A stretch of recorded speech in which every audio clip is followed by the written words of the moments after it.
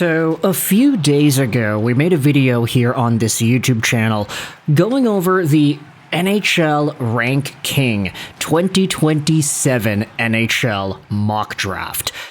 This was a pretty fun thought experiment.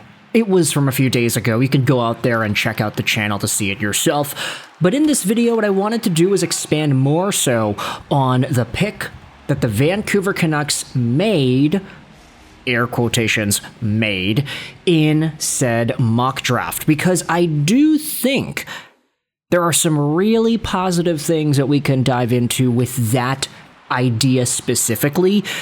And the more I think about it, the more I feel good about this outcome.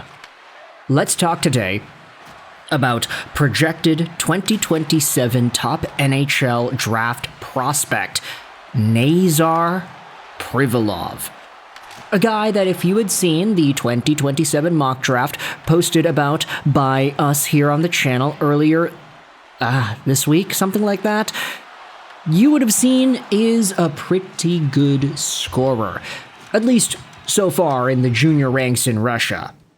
Privalov is a guy who was able to produce a hell of a lot of points, despite being a draft -1 player, playing for Krasnaya Armia Moscow.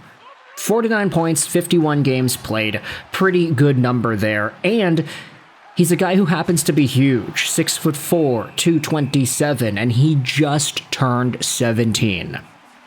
This is a center left wing that could provide a really great physical presence, all while scoring the lights out. There's a reason this season he's ranked to go second overall. And it's why the Vancouver Canucks took him in the mock, because the mock draft had Vancouver dropping to 2 and not actually drafting first, because, it'd be Canucks luck for them to do that. But with that said, I wanted to go over this tweet posted about by #ForTheCulture at Conditional First. It responds to an NHL forum tweet that asks the question, could Nazar Privalov be the first Russian taken first overall since Yakupov?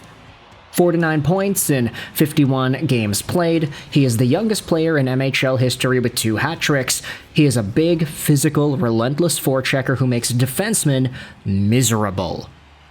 The main knock is that he had just signed a 4-year extension with CSKA Moscow, so his North American debut is delayed until 2030-2031. At that time, he will be, 2027, 28, he'll be 18, 28, 29, he'll be 19, 29, 30, he'll be 20. He's not making the NHL until he is 21 years old, and that's not because, he's a bum, he's not good enough to make it, it's just because, he's signed. Like, CSKA Moscow owned this guy. Now, here is the thing, if you are of the mindset that Russian players that don't come over soon is a concern, I'm not saying that's a valid idea, I'm just saying that that idea does exist and it has existed for a very long time. This might actually be one of the rare times where this frame of thought could be seen as a positive. For the Culture says this is actually the perfect pick for the Canucks, Nazar Privalov over to Vancouver. The delayed debut continues to help their tank for the next few years, and they stockpile high draft picks. Hope for an immediate impact out of this guy, like Kirill Kaprizov, and he has a year to impress future line mate Connor Bedard before they team up for real. Now, wishful thinking, sure. Call me a super optimist. Sure. I'm not saying that these words are not applicable to what's going on, but what I do think is that this situation is actually quite perfect if you were to play it out in this way. Privalov is being heralded as one of the best Russian prospects we have seen in a long time. And I know that the initial tweet that was posted about what this guy said, he could be the first overall Russian since Yakupov, and Yakupov obviously had a great NHL career. No, he did not. He sucked. We all understand that Yakupov was the exception, not the rule, when it comes to first overall picks being bad players. But You know, you gotta just try to believe that some guys can be good rather than immediately jumping to conclusions that a guy is gonna be the biggest disappointment of the draft class at first overall. Now, for Privolov's sake, you would hope that him spending more time in Russia and not coming over to the National Hockey League environment right away would actually help him in some way. The way that I'm thinking about it is like, hey, if Nail Yakupov didn't come over to the National Hockey League right away, if he had stayed in Russia or whatever and just decided to dominate over there, I feel like a lot of what made Yakupov fail at the National Hockey League level was that ego of his. He was very talented at 17 and at 18 years old, and he knew it. This is a guy that played like he knew he was a first overall caliber guy, and sometimes you can say that's a good thing. You think some 7th round bum is gonna go out there and try the same things that Jack Hughes is doing? Probably not. But there's a difference between doing stuff because you know you can do it and doing stuff because you think you can do it. And Jack Hughes is a talent that was able to establish that, yeah, he is that good. He is a 90-plus point player. Yakupov, he played as if he was a 90-plus point player, but he had the skill of about a 40-point guy.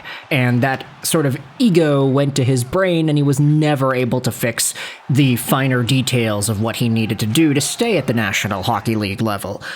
I'm not necessarily saying Privolov is Yakupov 2.0, but if Privolov stays in Russia, it helps keep him grounded. It helps him continue to develop in an environment where he will be trusted. We know that these Russian teams don't like to develop young players because the young players always say that they're going to leave. Especially the ones that play for SKA, CSKA, these teams that are at the top of the league generally don't have the best time developing young talent when they know those players are gone. Privolov ain't gonna do that. He's gonna get drafted and then he's gonna play 3 more years in Russia. That's already enough commitment for a Russian team to say, okay, this guy's a homegrown guy, he's going to stay, and we can give him a spot to showcase his talent because it genuinely helps us for the next 3 years. Unlike the Ivan Demidov with SKA St. Petersburg situation, where they were like, yeah, this guy's leaving in a year, screw him, we're not gonna play him, even though he's obviously the best player on the team. It's either that, or you go over to a team like Matvei Mishkov did with HK Sochi, where it's not really like super political at the top, and they're not an army team funded by the Russian government, so HK Sochi can look at Matvei Mishkov and say, hey, like, it doesn't really matter if you're gonna leave, we're gonna use you. Are we pissed off that you're gonna go? I mean, maybe, but we're not gonna hold ourselves back from using it because of that. Like, well, we're gonna twist your arm and gonna get you to stay instead? Oh no, screw the Flyers, I'm not going over there. I'll stay here because HK Sochi's so amazing. Nah, screw that, just play. We'll give you ice time, we'll give you everything you need, just play. CSKA Moscow, by the way, they did develop Kirill Kaprizov a few years after Kaprizov was drafted from another team.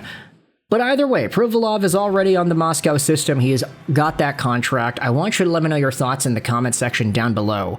Everything does align well, assuming he plays the 4 years on his KHL deal and then comes over to North America, where by the time 2030 comes around, he'll have himself a chance to break out onto the Vancouver Canucks as a 21-year-old. Hopefully he'll be a guaranteed top 6 player. Hopefully he'll be challenging for, if not winning, easily the Calder Trophy as Kirill Kaprizov did when he came over from the KHL. And hopefully that one season is enough to convince Connor Bedard to be like, hey, this guy's pretty good. I wanted to go to Vancouver already, now I really want to go to Vancouver. Let's do that, and then Celebrini's gonna come over, and then Gavin McKenna's gonna come over, and then Landon DuPont is gonna come over because he's gonna defect from the team that actually drafted him first overall or whatever. Or maybe the Canucks get first and they take Privolov. Who knows? You can let me know your thoughts in the comment section below. This draft pick sounds like a perfect fit with the Vancouver Canucks. Do you agree? Do you disagree? Let me know how you feel about all of this. I hope you enjoyed this video. And bye.